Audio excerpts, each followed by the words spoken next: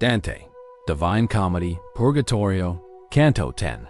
When we had crossed the threshold of the door, which the perverted love of souls disuses, because it makes the crooked way seem straight, re-echoing, I heard it closed again. And if I had turned back mine eyes upon it, what for my failing had been fit excuse? We mounted upward through a rifted rock, which undulated to this side, and that, even as a wave receding and advancing. Here it behoves us use a little art, began my leader, to adapt ourselves, now here, now there, to the receding side, and this our footsteps so infrequent made, that sooner had the moon's decreasing disk regained its bed to sink again to rest, then we were forth from out that needle's eye. But when we free and in the open were, there where the mountain backward piles itself, I wearied out, and both of us uncertain about our way, we stopped upon a plain more desolate than roads across the deserts. From where its margin borders on the void, to foot of the high bank that ever rises, a human body 3 times told would measure, and far as eye of mine could wing its flight, now on the left and on the right flank now, the same this cornice did appear to me. Thereon our feet had not been moved as yet, when I perceived the embankment round about, which all right of ascent had interdicted, to be of marble white, and so adorned with sculptures, that not only Polycletus, but nature's self, had there been put to shame.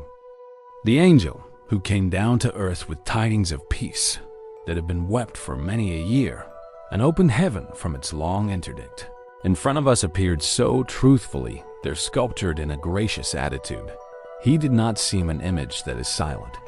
One would have sworn that he was saying, Avenue, for she was there in effigy portrayed, who turned the key to ope the exalted love, and in her mien this language had impressed, Exi ancilla Dei, as distinctly as any figure stamps itself in wax. Keep not thy mind upon one place alone, the gentle master said, who had me standing upon that side where people have their hearts. Whereat I moved mine eyes, and I beheld in rear of Mary, and upon that side where he was standing who conducted me, another story on the rock imposed.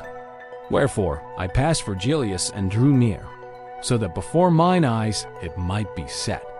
There sculptured in the selfsame marble were the cart and oxen, drawing the holy ark, wherefore one dreads an office not appointed. People appeared in front, and all of them, in 7 choirs divided, of 2 senses, made one say, No, the other, Yes, they sing. Likewise, unto the smoke of the frankincense, which there was imaged forth, the eyes and nose were in the yes and no discordant made.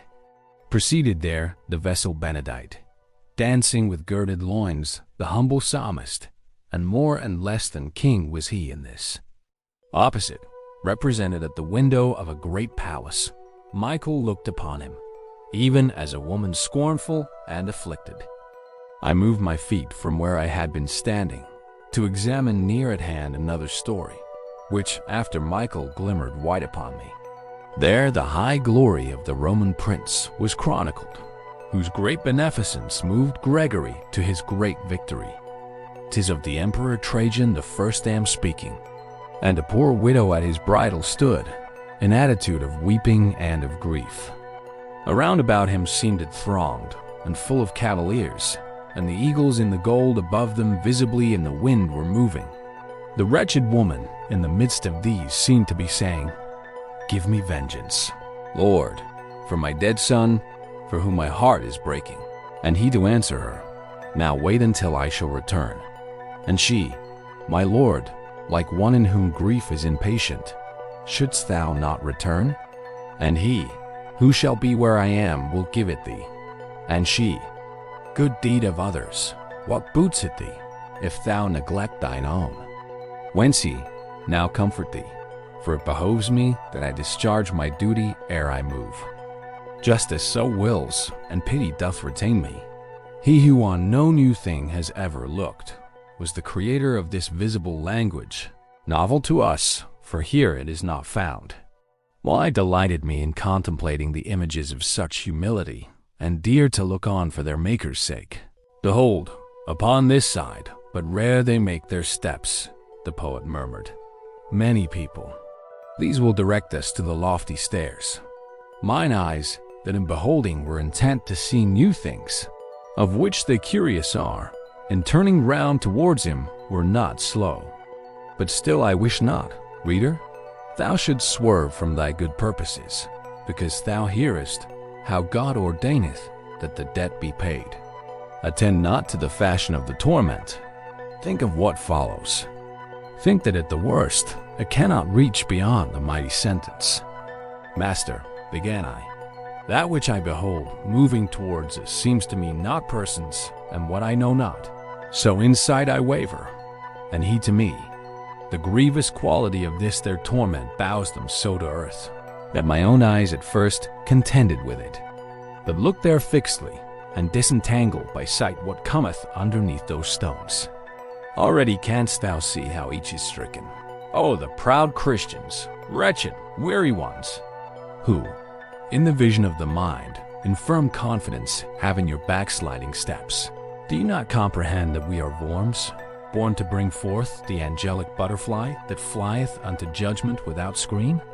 Why floats aloft your spirit high in air, like audience of insects undeveloped, even as the worm in whom formation fails?